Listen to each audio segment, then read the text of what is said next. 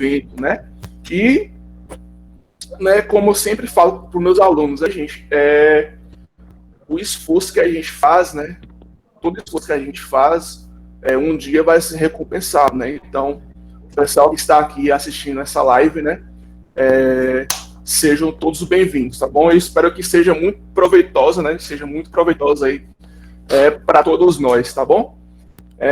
Bom, então vou aqui compartilhar a tela, né? Deixa eu compartilhar a tela aqui. Gente, como antes, tá bom? Deixa eu só dar Nossa, né, o Jefferson já deu as caras, né, Jefferson? Já deu as caras aí, né? Fui trocar de roupa só pra isso. É assim mesmo, né? Então, gente, eu dou aula online, né? Todos os dias da semana. E a vantagem é que não precisa arrumar a parte de baixo, né? Só colocar uma camisa, mais ou menos, né? Que né, já tá tudo ok, né? O pessoal não vê mesmo, ninguém vê mesmo, é só mesmo aqui a cara e essa parte de cima, né? Então, né? É mais tranquilo, né? Bom, gente, vamos lá então, né? Deixa eu compartilhar a tela aqui, né? Para que vocês possam, né, acompanhar aqui as nossas discussões de hoje, tá bom? Vamos lá, você compartilha a tela aí. Deixa eu só avisar aqui. Aí, para quem não me conhece, certo, sou pode ficar à vontade. Aqui, coordenador de projetos do CREA Júnior Núcleo Barreiras. E hoje é o nosso segundo dia do ciclo de palestras em comemoração ao Dia do Cerrado, que para quem não sabe foi ontem, mas aí a gente está fazendo. Ontem teve a palestra com a professora Lilian do IFPA sobre alimentos, aí hoje a gente tem a palestra com o René, e segunda-feira a gente também vai ter a última palestra sobre solos. Deixa eu ver o que mais tem que falar. Tá. Sobre o palestrante. O René, ele é licenciado em Química e pós-graduado em Gestão Ambiental e de Agronegócio. E hoje ele vai falar um pouco sobre a Química na Gestão Ambiental do Cerrado. Depois ele pode complementar mais sobre ele. E sobre o teste de proficiência clássico de todos os eventos CREA Júnior para conseguir o certificado. Como acho que já deve ter visto na divulgação do evento, o certificado vai ser único para o evento todo, então toda palestra que você participar vai aumentar a carga horária e no final você consegue a carga horária total do evento. Como é que a gente está fazendo? Através de palavras-chave que vão ser ditas durante o evento para facilitar, né? Porque em vez de fazer perguntas sobre o evento, que aí é mais cansativo para todo mundo, aí tem as palavras-chave, são ditas durante o evento e tal. Aí são 3 palavras-chave e uma vai ser dita no início, a segunda vai ser colocada no chat para não atrapalhar o palestrante, vai ser mais no meio da palestra. A gente coloca 1 ou 2 vezes para vocês poderem ver, então fiquem atentos ao chat também. E a terceira no final da fala dele. E sobre as perguntas. As perguntas, quando tiver qualquer dúvida, é só colocar no chat a qualquer momento, que aí no final, após a fala do palestrante, a gente abre espaço, aí lê as perguntas. Quem quiser abrir o microfone para perguntar também, fica à vontade lá no final. Mas por enquanto todo mundo mantém o microfone desligado, a câmera também, para evitar qualquer interferência, sabe como é que é na internet.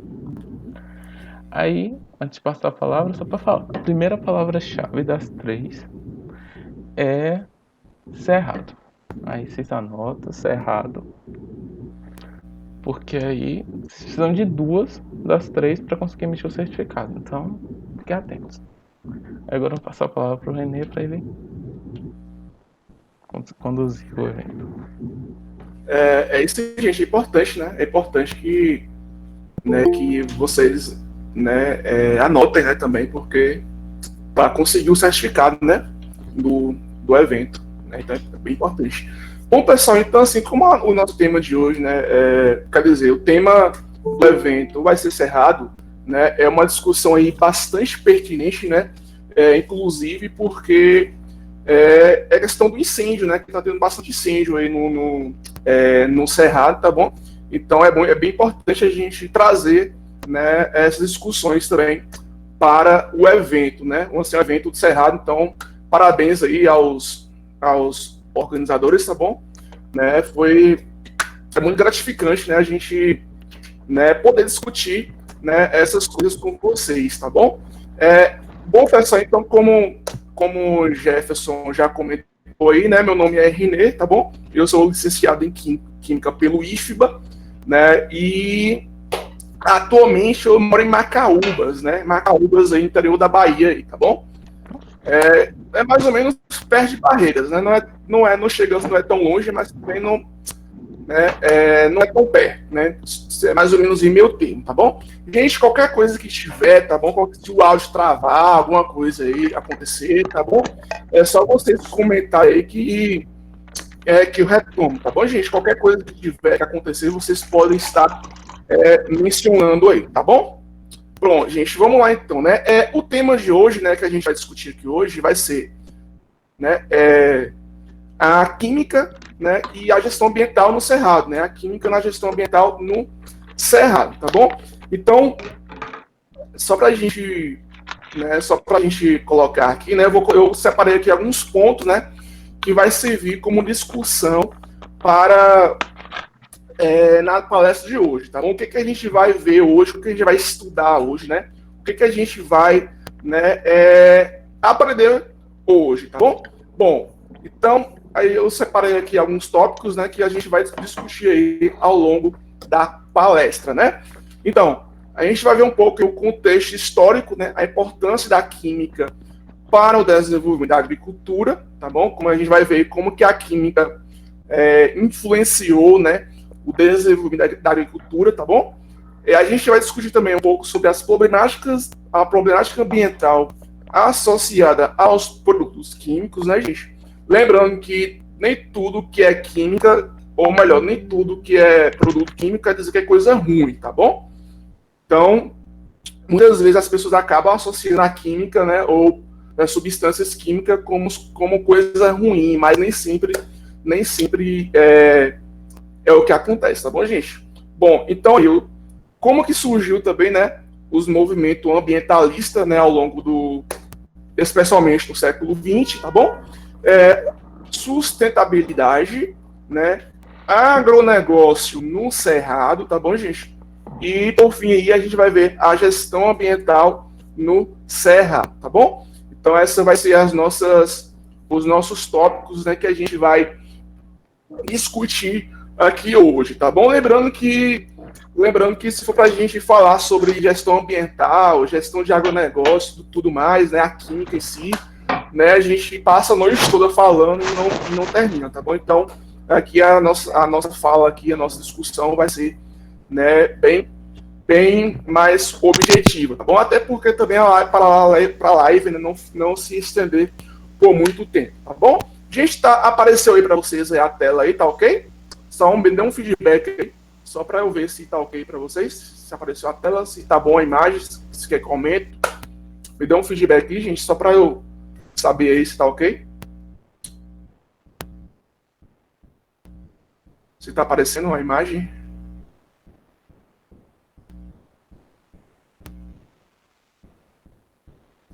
Gente, eu posso continuar? Tá ok aí? Pronto, beleza, então. Vamos lá, então, né, gente? Pronto. Pessoal, então a gente vai começar aqui falando um pouco, né, sobre o contexto histórico, né, de como que as coisas começaram a se desenvolver no sentido da agricultura, né, envolvendo a química, tá bom? Então, todo mundo já ouviu falar um pouco aí sobre a teoria malthusiana, né, que é aquela teoria em que afirmava que o crescimento populacional, né, seria muito maior do que a produção de alimentos, né? Foi uma teoria proposta por Malthus, né, lá nos anos 1700, final dos anos 1700, né, final do século XVIII, né? Então, dizia, né, que a produção de alimento vai chegar um momento em que a produção de alimento não vai acompanhar, né, o crescimento populacional, né? Então foi o que dizia aí foi o que propôs aí Malthus, né? E realmente foi isso que aconteceu, gente, né? Conforme as coisas foram se desenvolvendo e tudo mais, né? A população foi crescendo, mas só que começou a faltar alimentos, né? Começou a faltar alimentos que não acompanhavam a demanda, né? Que as pessoas, né? A população acabou crescendo e tudo mais, né? Bom, mas aí, um pouquinho mais tarde, né, já no início do século XX, tá bom? Já no início do século XX aí, mas bem mais tarde, na verdade, né? Toda essa preocupação de que ia faltar alimentos, né? Faltava alimentos aí para a população, né? Que já que a população ela crescia muito mais do que a produção de alimento, né? Então, aí que veio um cara chamado Fritz Haber, né? No início do século XX, né? Haber, ele conseguiu sintetizar a amônia, tá bom? Amônia, que foi um composto químico bastante relevante, que foi bastante relevante para produção de alimentos na época, né? Porque não sabia-se como fazer com que produzisse mais alimentos, né?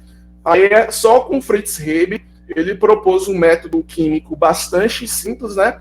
Que foi simplesmente pegar nitrogênio do ar, né? Com hidrogênio do ar, né? E sintetizar amônia, né? Então essa amônia que Fritz Haber ele sintetizou, né? Se viu aí, né?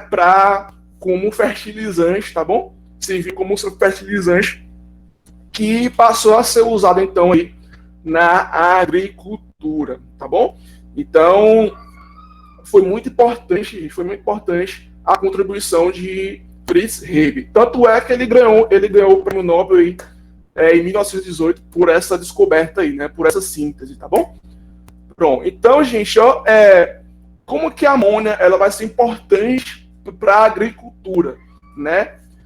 Vai ser por meio então aí, né, da chamada fixação de nitrogênio, né? Então, a amônia, né, que vai ser utilizada como fertilizante, né, vai sofrer processos, né, por meio de bactérias, né, e também aí vai fazer aí, né, também nitrito e o nitrato, por exemplo, né, e com isso as plantas elas conseguiu, né, elas vai ser importante, né, vai ser importante no processo aí de crescimento, tá bom? Então, gente, a amônia ela foi muito importante para que a produção de alimento começou a se alavancar, tá bom? Então, a contribuição de Fritz Haber foi muito importante nesse sentido aí, beleza? Bom, então, após essa síntese, né, da amônia por Fritz Haber, né, já começando na Primeira Guerra Mundial, né, ele também começou a trabalhar com substâncias que continha cloro, né? Então, foi um passo muito grande aí para o desenvolvimento da agricultura, tá bom? Aí só, gente, que também, né, como a produção de alimento começou a crescer, né, a se alavancar, né, consequentemente, começou-se também a utilizar mais, né, fertilizantes e também começou também a utilizar também mais defensivos químicos, né, já que a produção de alimento na agricultura estava crescendo, né, então com isso surgiu-se também a necessidade de utilizar fertilizantes, né, à base de amônia também, e também defensivos químicos, tá bom? Esses defensivos químicos, né, gente, o mais comum, assim, digamos assim, né, digamos, um dos mais convencionais, assim, como defensivos químicos, foram, né, os à base de cloro, né, que a gente chama de organoclorados, né, então começou-se a intensificar, né, o uso de fertilizantes, como também de defensivos químicos, tá bom? A gente vai ver aqui a diferença entre cada um deles, tá bom? Bom, então, de onde que vinha, então, nessa, né, como que se produzia, né, esses fertilizantes, né? Eu coloquei aqui apenas né, alguns tópicos, tá bom? Mas é só para a gente ter uma ideia, assim, de como que funcionava, né, essa produção, tá bom? Então, gente, ó, os fertilizantes, né, o mais conhecido, digamos assim, é o NPK, né, nitrogênio, fósforo e potássio, né? Então, eles são oriundos, né, de rochas fosfáticas, tá bom? Enxofre, gás natural e subprodutos de refinarias, né? Então, a partir dessas matérias-primas aqui, né, produz então aí, né, o que a gente chama de produtos intermediários, tá bom? Como, por exemplo, quais são esses intermediários, né? Nós temos aqui então, a ureia, nitrato de amônia, né, monofosfato de amônia, disulfato de amônia, dentre outros, tá bom? Então, esse é o processo, né? Esse é um procedimento de forma resumida, tá bom? Este é o processo aí de produção de NPK, né? Que vai ser comercializado, né? Justamente para fertilizar o solo, né? E fazer com que as plantas tenham mais desenvolvimento, tá bom? Bom, então, gente, o nitrogênio, fósforo e potássio são os elementos essenciais para a correção de fertilizante, né, e que favorece, né, a produção agrícola, tá bom? Então, foi graças a Fritz Haber, né, com a síntese da amônia, que intensificou, então, aí, a produção agrícola, tá bom? Então, cerca de 97% dos fertilizantes eles são originados aí da amônia, beleza? Bom, já se tratando de compostos, né,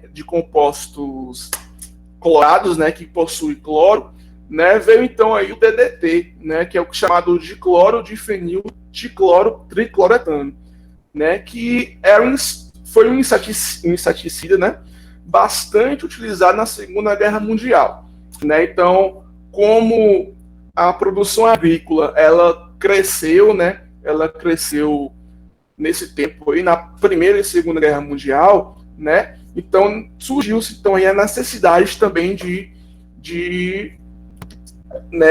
utilizar também aí defensivos químicos, tá bom? Mas o mais conhecido aí foi o DDT, né? Porque era muito bem barato, tá bom? Era barato, né? Era de baixo custo e com isso, né? E com isso passou a ser bastante utilizado, né? Nesse período aí né? Tanto na Segunda Guerra Mundial como também aí na pós-guerra, tá bom? Então o DDT foi um inseticida bastante utilizado. Bom, gente, então aí qual seria a diferença então entre fertilizante e defensivos químicos, tá bom? O fertilizante, ele tem, né, a sua principal função aí, né, nutrir e elevar o potencial produtivo da planta, né? Então, fertilizante seria mais um nutriente para ajudar, né, para auxiliar a planta a se desenvolver, tá bom? Já os defensivos químicos, né, eles têm uma função de combater plantas daninhas, por exemplo, as pragas, né, as doenças, enfim, tá bom? Como, por exemplo, o DDT, né? Então, né, fertilizante e defensivos químicos, eles meio que vão andar aí lado a lado, né, no processo de produção agrícola, tá bom?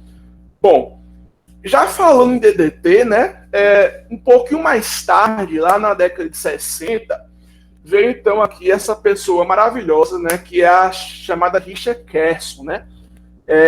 Ela publicou um livro aí chamado Primavera Silenciosa, né, que denunciava o uso de DDT, né, lá nos Estados Unidos, tá bom? E o DDT, gente, ele ele causava, né, por mais que tinha os seus efeitos benéficos, né, ele também causava diversas complicações ambientais, né? Então, né, o DDT, né, passou a ser utilizado, né, muito, né, nos Estados Unidos, não só nos Estados Unidos, mas também no mundo todo, né? Mas aí Rachel Carson, ela, por meio desse livro aí, chamado Primavera Silenciosa, ela começou a denunciar, né, sobre o uso do DDT lá nos Estados Unidos, tá bom? E por que chama Primavera Silenciosa? Porque afetava principalmente as cascas de algumas aves específicas, né? E com isso as aves não conseguiam, né, os ovos, né, não conseguiam eclodir, né? Então com isso, né, as aves não conseguiam nascer, né? E na primavera, como não houve os cantos das aves, então chamou de primavera silenciosa, né? Porque as aves não conseguiu nascer, né? Então foi graças a Rachel Carson, gente, que começou então a se discutir, né, essa questão ambiental, né, todas as problemáticas ambientais aí, né, o mundo todo começou a ter mais atenção, né, com essas questões ambientais, né. Então, com isso surgiu então a Conferência de Estocolmo, né, em 1972, né, que é a chamada Conferência das Nações Unidas sobre o Meio Ambiente, né. Essa conferência ela aconteceu lá em Estocolmo, na Suécia, tá bom? E reuniu vários chefes de estado do mundo todo, tá bom? Para discutir as questões ambientais, né? Então, essa Rachel Carson, né, impulsionou, né, essas discussões ambientais aí do mundo todo, tá bom? Então, foi relevante a contribuição aí de Rachel Carson para as questões ambientais, né? Então, com isso surgiu-se várias conferências, várias convenções, né, né, para discutir as questões ambientais, né. Aí eu não vou falar aqui, não vou falar sobre elas, né, afinco, tá bom? Mas é só para a gente ter uma noção aí, né, de como que as coisas foram se desenvolvendo, tá bom? Então surgiu, por exemplo, né, a Eco 92, que aconteceu no Rio de Janeiro, né, surgiu também a Rio +10, né, que aconteceu em Joanesburgo, lá na África do Sul, tá bom? Por exemplo, a Rio +20, que foi um evento que aconteceu mais recentemente, né, em 2012, né? Então foi tudo isso aí, né, foi convenções que surgiram, né, para discutir as questões ambientais, tá bom? E com isso alavancou também aí, né, como é que se diz? O chamado desenvolvimento sustentável, né? Então aí foi discussões que passaram a ficar em pauta, né? Graças a essas convenções que estão acontecendo aí ao longo do final do século XX para início do século XXI, tá bom? Então, pronto. Então, gente, falando um pouco aí sobre, né, essa questão ambiental, né? A questão ambiental aí no mundo, vamos trazer então aqui para o Brasil, né? Então, como que se deu as políticas ambientais no Brasil, né? Eu resumi aqui algumas delas, né? Por exemplo, o Código de Águas, né? Que foi uma legislação aí lá da década de 30, né? O Código Florestal, né? Mais tarde, já com essa discussão sobre o meio ambiente aí, né? Impulsionada por Rachel Carson, né? Então, mais tarde veio, né, a Lei de Proteção à Fauna, né? E com isso, a legislação, né, ambiental, depois da década de 60, começou a ganhar mais força, né? Então, gente, teve também, né, o Fundo Nacional do Meio Ambiente, tá bom?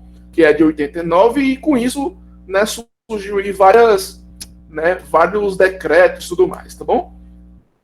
Bom, então, talvez um dos mais relevantes, né, nesse sentido de política ambiental, né, que foi a Lei de número 6.938 de 1981, né, que tratou aí na chamada Política Nacional do Meio Ambiente, né.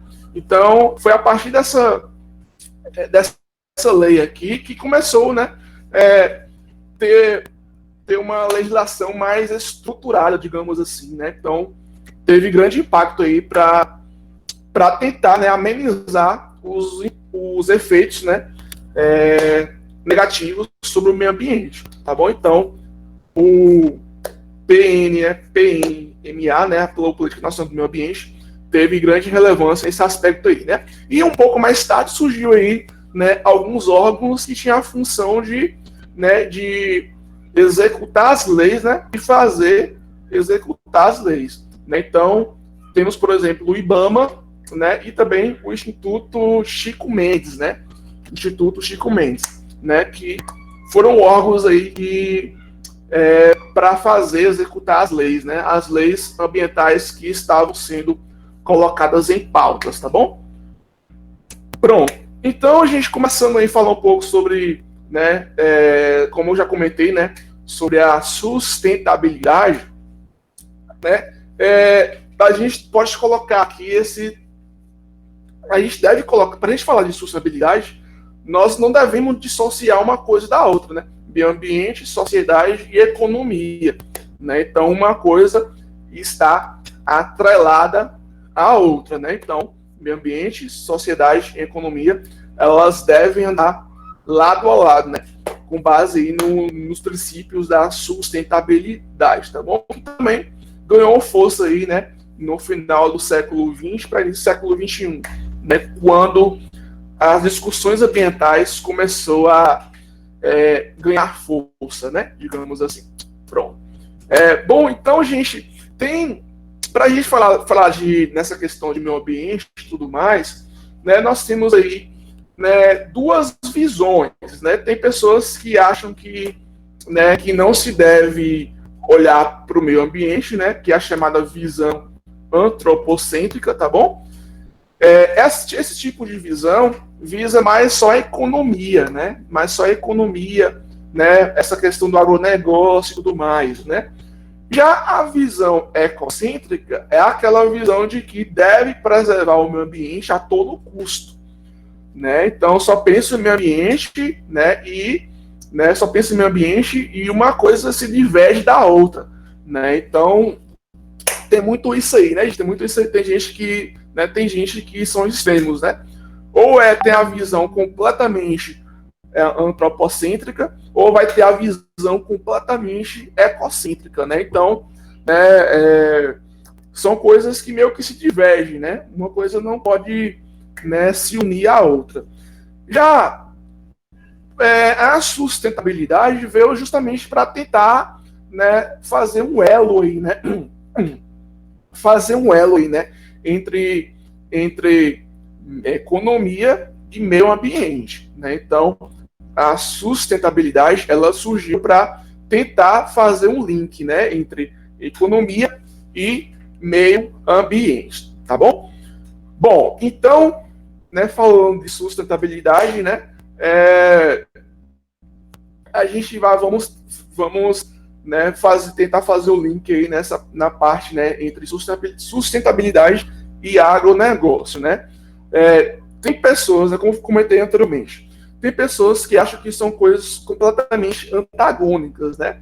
Mas a gente vai ver aqui que é possível a gente fazer, né, um agronegócio de forma sustentável e tudo mais, tá bom?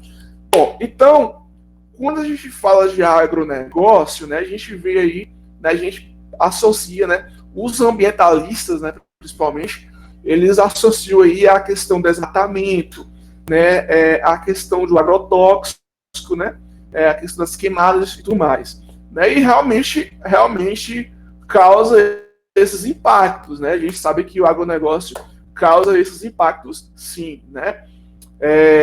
Então, falando de agrotóxico, né, já que aqui o nosso foco é voltado mais para a química, né? A gente sabe que, né, um agrotóxico ele vai causar, né, impactos ambientais, né, principalmente, né, no solo, né, na água e no ar, e consequentemente, né, as pessoas envolvidas aí, né, que estão em contato direto ou indireto com esses agentes tóxicos, tá bom? Então, né, a gente sabe que que realmente, né, o agrotóxico é bastante utilizado no agronegócio e a gente sabe também que causa impactos ambientais. Bom, pronto. Já falando dessa questão aí, né, de impacto ambiental proveniente do agronegócio e tudo mais, né? Bom, o agente tóxico, gente, agente tóxico é uma substância química capaz de provocar algum dano, né? Provoca alguma anormalidade, né? Então, a depender do quão esse agente tóxico pode comprometer ou não organismos vivos, a gente vai chamar então de toxicidade, tá bom? Que é a capacidade de provocar efeitos nocivos a organismos vivos, tá bom? A toxicidade, ela pode ser também aí, né? Toxicidade aguda, né? Que é aquela toxicidade que acontece de imediato, né? O organismo vivo entrou em contato com esse agente tóxico e no máximo até 2 semanas vai sentir o efeito, né? Vai sentir o efeito aí, né? Dessa toxicidade, tá bom? E ela pode ser chamada também de toxicidade crônica, né? Que é aquela toxicidade que é a longo prazo, né? Então as pessoas ou os organismos vivos que estão em contato com esse agente tóxico, né? Vai sentir o efeito aí a longo prazo, tá bom? Então, por isso que chama de toxicidade crônica. Beleza? E na toxicologia ambiental, né? Que é uma ciência que estuda, né, os efeitos nocivos de agentes tóxicos nos organismos vivos, né? Então, a gente tem aí, temos aí 3 variações, né?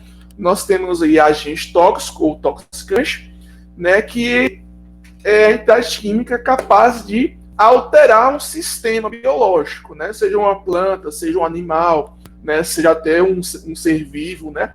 Então, altera, né? Pode levar à morte ou não, né? Mas causa, né? Altera a função, né? Causa um dano aí, tá bom? Já o veneno, gente, as pessoas acham que, né, tudo substância química é veneno e tudo mais, né? Mas só que aqui a gente, nessa parte ambiental, nessa parte de gestão ambiental, a gente atribui, né, que veneno, né, é um agente tóxico que altera, né, as funções vitais, tá bom? De alguns seres vivos, né, de organismos vivos, né? Mas só que o veneno, gente, aqui nesse caso, né, ele vai ser mais proveniente de animais. Então, por exemplo, uma cobra, né? Uma aranha. Então, são agentes tóxicos provenientes mais de animais, tá bom? Já os xenobióticos, né, são compostos químicos, né, estranhos, tá bom? Que pode ser proveniente de um organismo vivo ou não, tá bom? Já no caso aqui dos xenobióticos, o que vai causar um efeito, o que causa um efeito vai ser mais aí, né, a concentração maior, né? Então a dosagem maior, tá bom? Então a gente tem aí esses 3, beleza? Então, bom, como a gente viu, né, agente químico, né, como se sabe, muitos contaminantes químicos são provenientes dos agrotóxicos, né? E a contaminação por agrotóxicos pode ocorrer tanto pelo ar, né, tanto pelo vento, né, tanto nas chuvas que penetram no solo e tudo mais, nas águas subterrâneas. Então, tem diversas formas aí para fazer com que um agrotóxico contamine, né? Pronto. Bom, então, com relação ao uso dos agrotóxicos, nós temos aí, né, quais são os efeitos, né, do uso de agrotóxicos. Vai ser o efeito na saúde humana, né, que ele pode ser, né, efeito direto, que é o efeito direto, gente, é com aquela pessoa, um trabalhador que está ali aplicando um agrotóxico naquelas plantas, né? E o efeito indireto, que é a pessoa que come aquela planta, né, com agrotóxico, né? Então, muito provavelmente, no efeito do agrotóxico em nossas vidas, né, entre a gente que não trabalha no campo, né, é um efeito indireto, né, que é o consumidor, tá bom? O efeito direto, né, é aquele trabalhador rural, né? Então, aquele pessoa que está tendo contato direto com agrotóxicos, aplicando ali naquela plantação, né? Então, nesse aí a gente tem, né, o efeito direto e indireto, tá bom? Isso para a saúde humana. Já pode ser também um efeito do meio ambiente, né? Então, aquele agrotóxico, ele pode, né, afetar a biota, tá bom?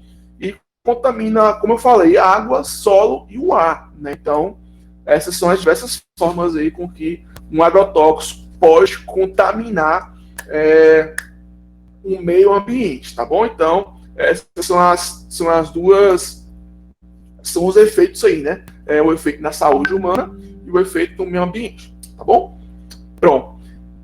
Já vamos trazendo essa parte aí, né, gente, para o cerrado, que é a nossa discussão de hoje, né, para a gente ver. Já falei da química, né, falei da questão do agrotóxico, já falei da questão ambiental, né, que foi se desenvolvendo, né, toda essa preocupação, né, que foi desenvolvendo ao longo dos tempos, né, principalmente no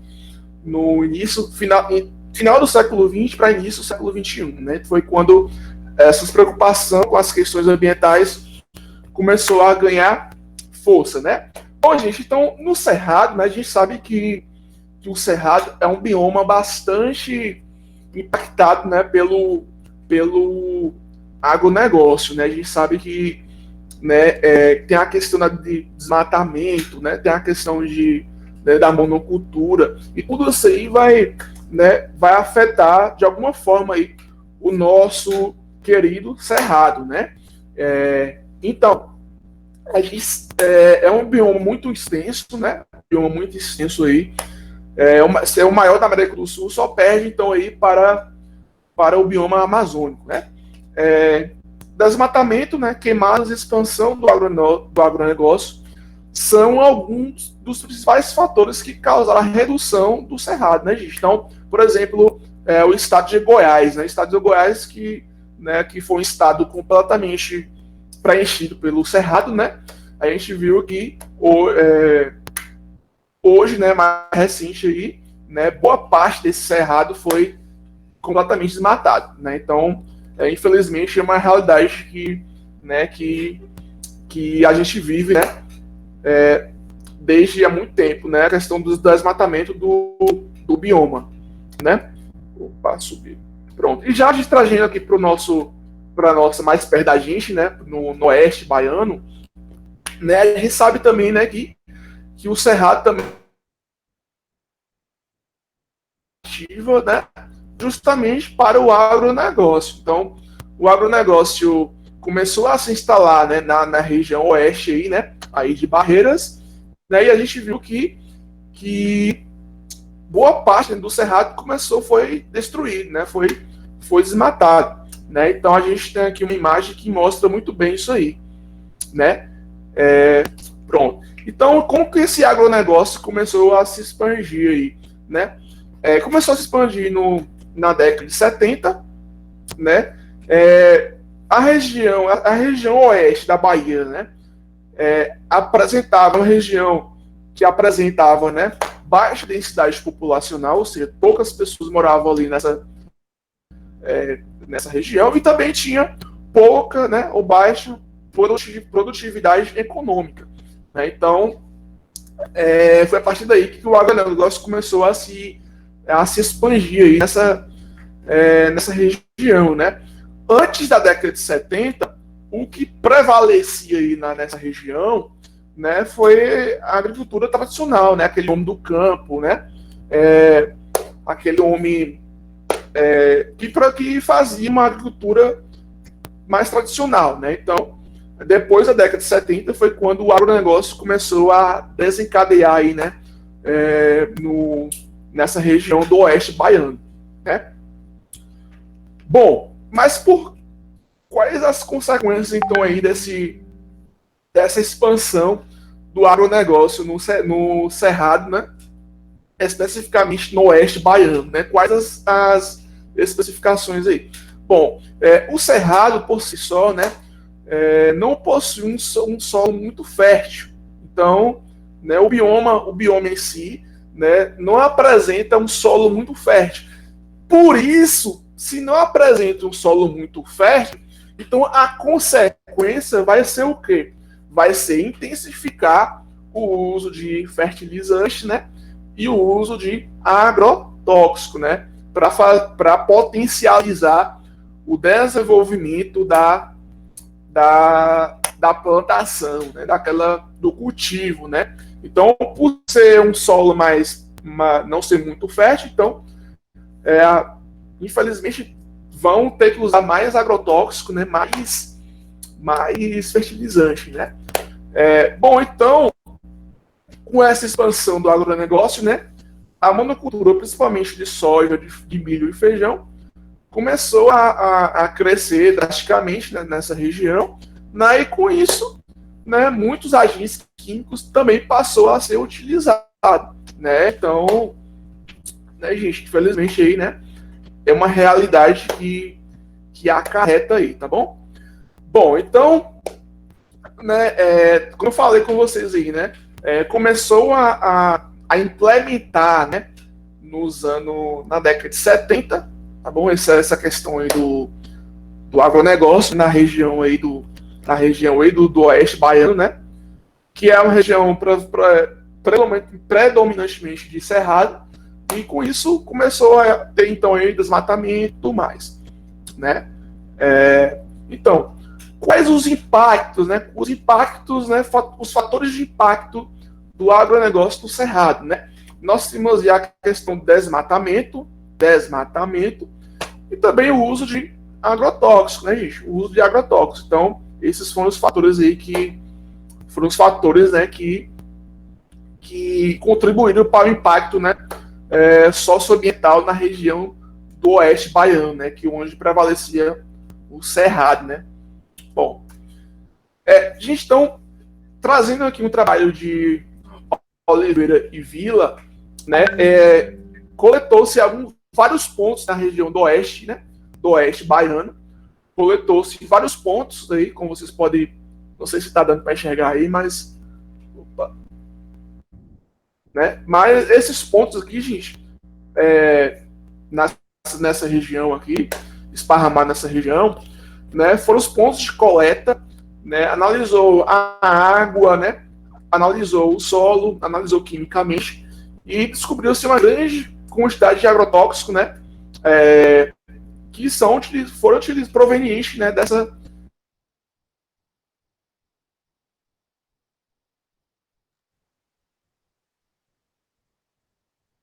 desde a década de 70, né, com o uso com a expansão do agronegócio, né, e com isso muitas pessoas, né, ficaram intoxicadas e tudo mais, né, pessoas, né, tem a questão de enjoos, né, náuseas, enfim. Então tem diversos sintomas, né, que fazem com que né, que estão associados, né, ao agrotóxico, né, ao contato direto ou indireto, né? Bom, então para isso, né, já que a gente está falando dessa questão aí do agente químico e tudo mais, né? Será que é apenas vilão? Será que o agrotóxico é apenas o vilão? Né, gente? Obviamente que não, né? Por quê? Porque também a gente deve olhar também o lado também da economia, né? O lado também né, da alimentação e tudo mais, né? Que a gente depende de alimentos, né? Infelizmente, o alimento que a gente come, né? Quase todos eles são provenientes do agronegócio, né?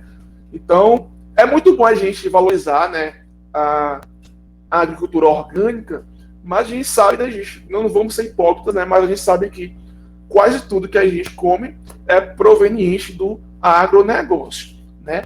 Então, a gente não pode falar que um agrotóxico, né, o agronegócio é só vilão, não, porque também traz benefício. Então, para a gente dissociar um pouco aí a gente consiga enxergar, na verdade, né, os benefícios, a gente entra na questão da gestão ambiental, né, que é gerenciar, fiscalizar, né, ter uma auditoria ambiental, né, para saber como que esse agrotóxico está sendo utilizado, né, se está sendo utilizado de maneira correta, né, se está em dosagem correta, né, então aí que entra, né, a questão da gestão ambiental, né, então que é muito importante, né, equilibrar as coisas, né, não pensar só no meio ambiente, né, e também não pensar só na economia. Então, né, as coisas devem estar meio que equilibradas, né? Então, por isso que é importante, né, fazer com que as coisas, né, funcionem lado a lado, né? Tanto a economia no agronegócio, como também na questão ambiental, né? Então, por isso que surgiu isso aí, né, o conceito de sustentabilidade, tá bom? Beleza, gente? Então, qual seria, então, né, a gestão ambiental aí qual seria o papel, né, da gestão ambiental no agronegócio?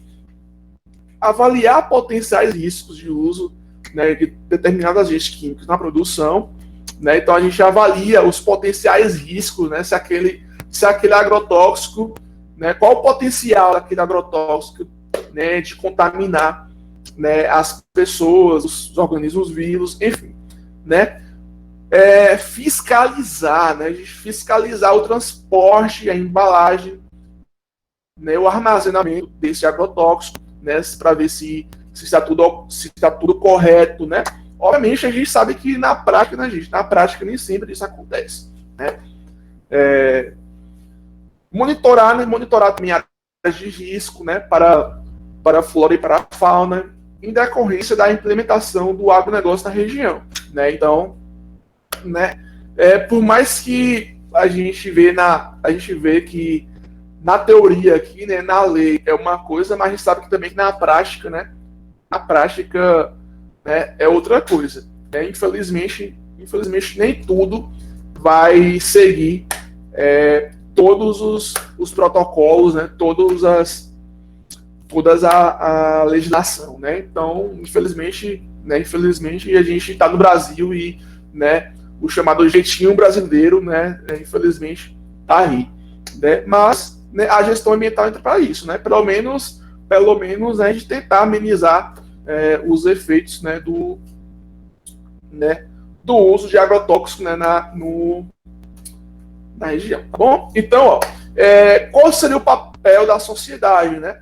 Então, a gestão ambiental, ela faz com que possamos, né, fomentar o debate, né? Então, quanto mais pessoas a gente conscientizar, né, a gente fazer debate, fazer eventos, enfim, quanto mais pessoas se conscientizar, né, dessa questão ambiental aí, né, melhor vai ser para o meio ambiente, né? Melhor vai ser para o meio ambiente. Qual seria o papel, então, da empresa, né? Falando de gestão ambiental, qual seria o papel da empresa? Melhorar, né, o seu procedimento para contribuir com o meio ambiente. Então, a empresa, né, ela pode existir, né, ela deve existir, na verdade, né, mas ela também deve contribuir para o meio ambiente. Então, aí que entra a questão da gestão ambiental, né?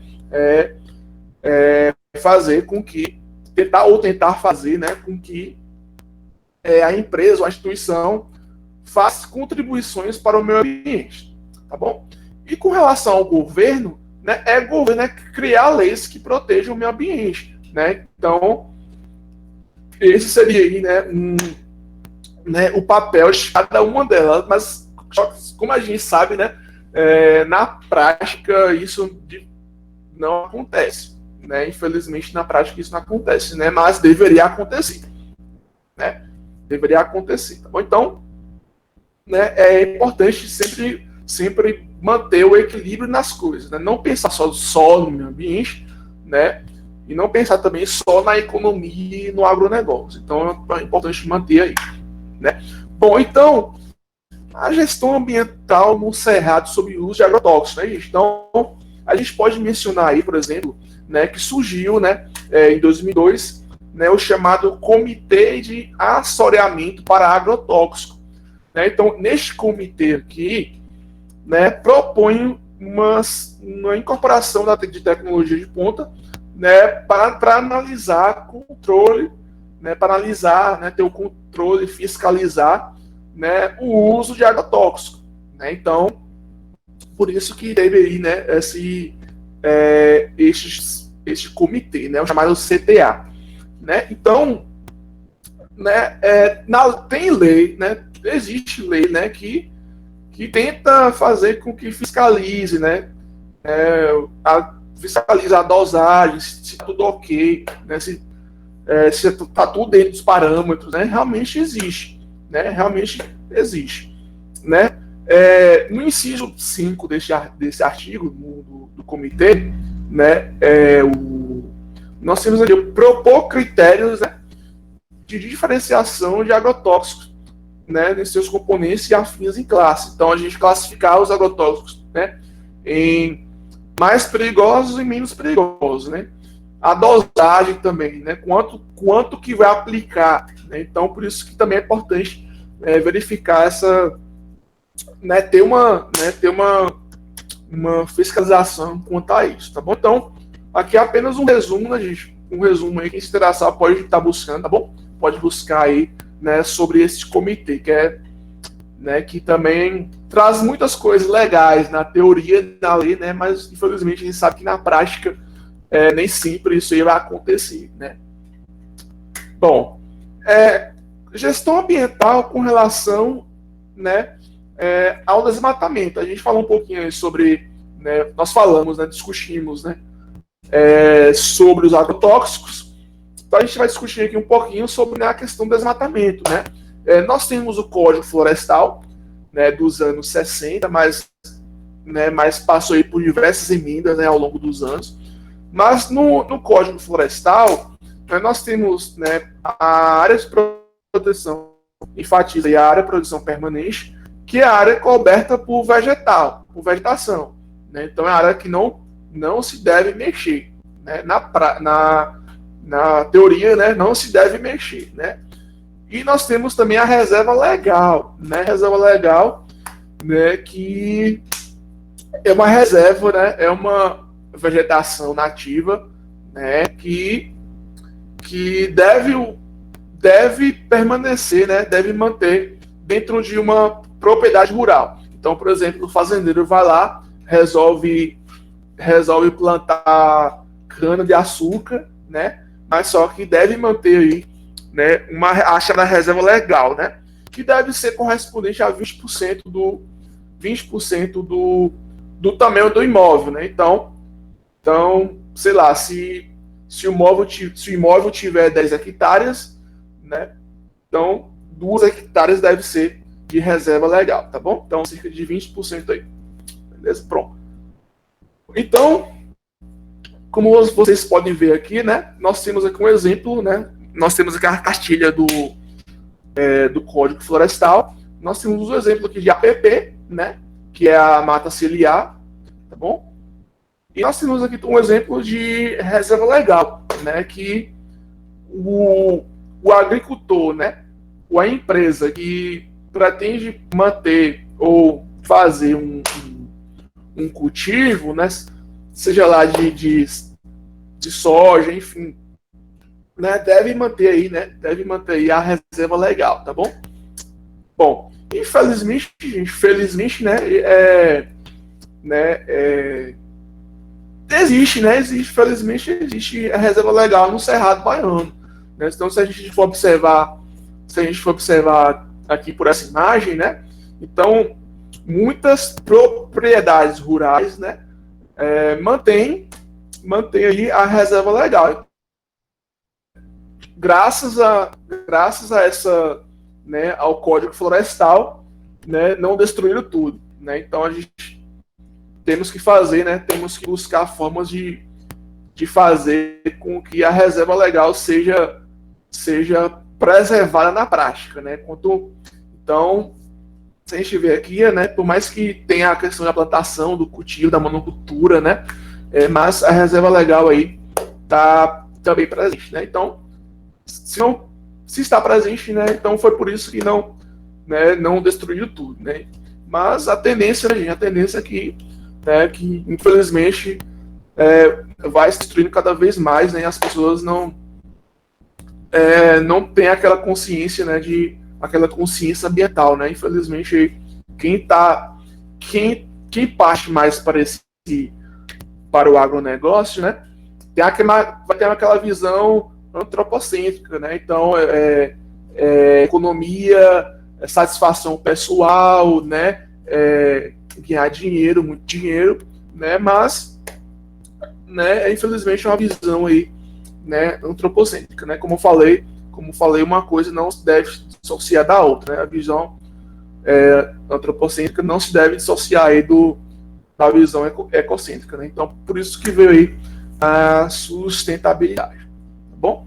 Bom, e quais os benefícios, né? Falando aí um pouco sobre os benefícios da reserva legal, né? Conservação do solo, preservação dos corpos hídricos, movimento de inimigos naturais, né? E controle de pragas, né? Proteção do solo contra a erosão e perda de nutrientes. Então, esses são alguns dos benefícios, né? Que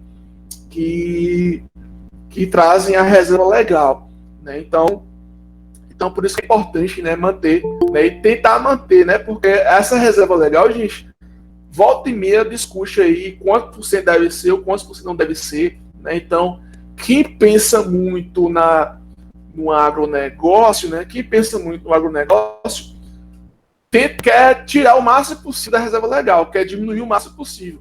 Então, né, se está em 20%, quer diminuir para 15%, enfim. Né? Então, a gente sabe que isso também não é uma coisa que é vantajosa, né? Não é uma coisa vantajosa acabar completamente com a reserva legal, tá bom? Bom, pessoal, então é isso, gente, né? Então é isso aí, obrigado pela atenção de vocês. Aqui algumas das referências que eu utilizei para montar essa apresentação. Eu tentei não fazer uma coisa muito longa, né, para não cansar vocês, né, gente? Hoje é sábado, mas aí estou aberto aí para debates, dúvidas, questionamentos, né, que vocês quiserem comentar aí, né, a gente pode dialogar, tá bom?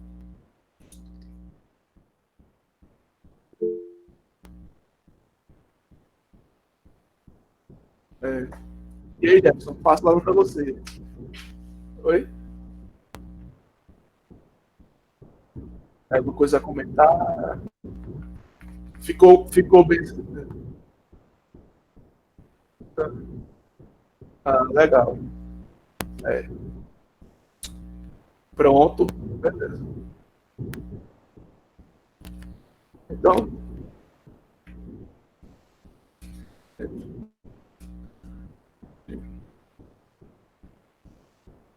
a palavra-chave, né? Importante, é importante. A palavra-chave. É,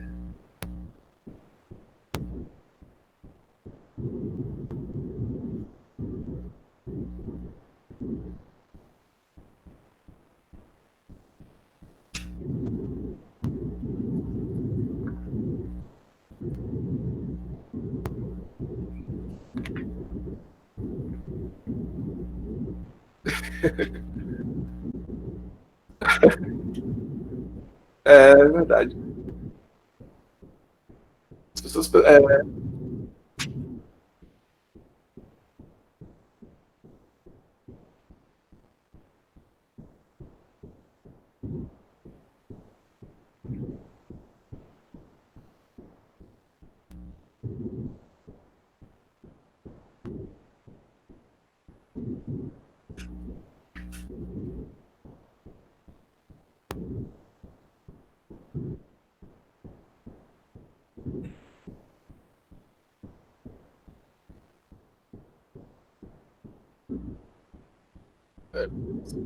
Composição.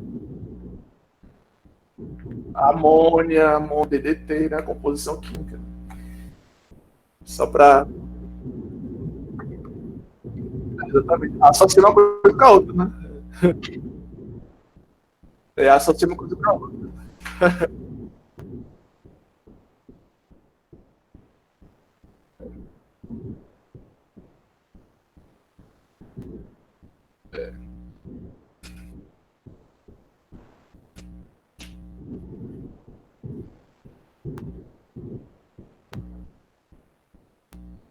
Você entendeu muita coisa, né?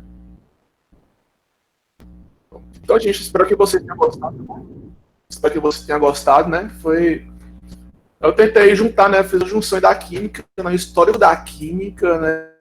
E trazer pro Cerrado, né? Então, foi bem interessante, né? Então, foi bem gratificante também, né? Foi bem especial, né? Fazer esse momento aqui com vocês.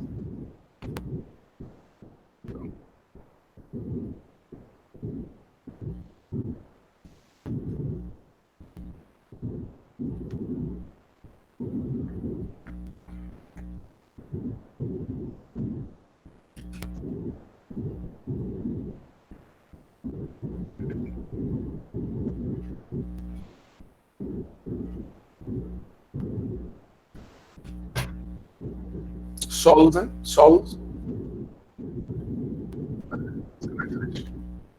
Deve ter muita química também, né? Deve ter muita química aí também, né? Discussão de química no solo, né? Provavelmente.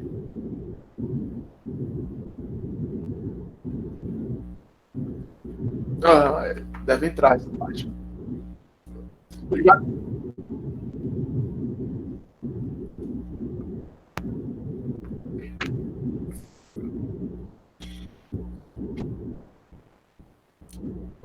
Eu já tentei, né?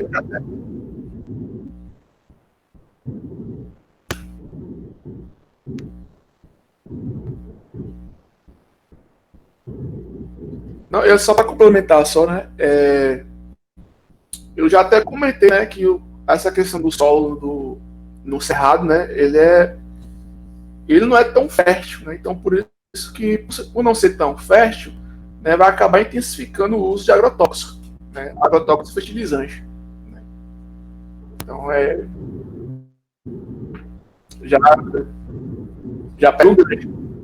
Já pega o gancho, exatamente. Pega o gancho aí. Pois é.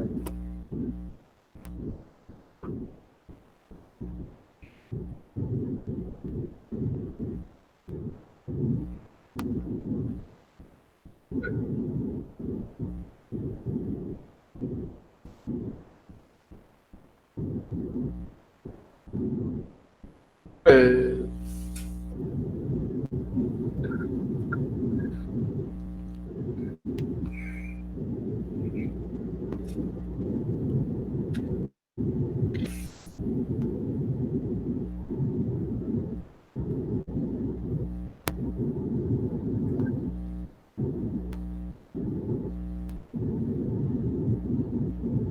então é isso, gente. Obrigado a todos, viu, gente? Valeu, né? E estou à disposição. Qualquer coisa que tiver comentar, você pode contar comigo, viu, Jefferson? Pode contar comigo aí. Agradeço a presença de todos, do Renê. Lembrando que a palavra-chave, de novo, a última foi composição. E dia 14, segunda-feira, a gente tem a última parte do evento. E então não percam para o certificado vir com toda a carga horária. Ô Jefferson, quem quiser o slide, é só comentar, tá bom? Que eu envio. Né, o slide, nortear alguma coisa aí que quiser estudar e tudo mais. Beleza, tá bom? Só comentar. Aí você me envia e eu envio no grupo pro pessoal. Beleza. Isso aí, valeu, gente. Valeu, tchau, viu?